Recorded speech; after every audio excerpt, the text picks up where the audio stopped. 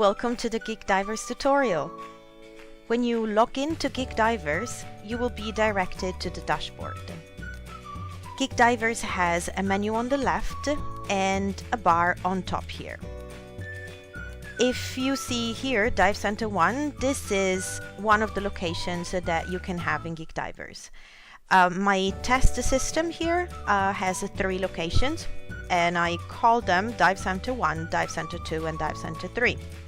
If I want to switch it to a different location, I just need to click on the name of the other location, and then I can switch back to my first location.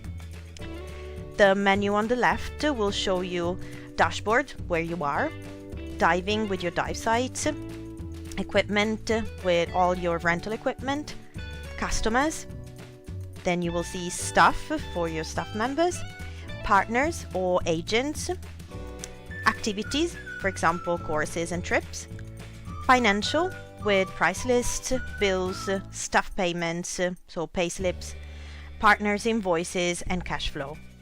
A new menu, reporting, will show you a financial report, and then menu settings.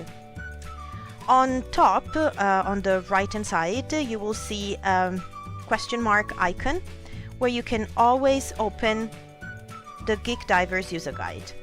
You will find it here, and it will always be updated to the most recent version that you will find here. I can now go back to Geek Divers, and we're back at the dashboard. Thank you for watching.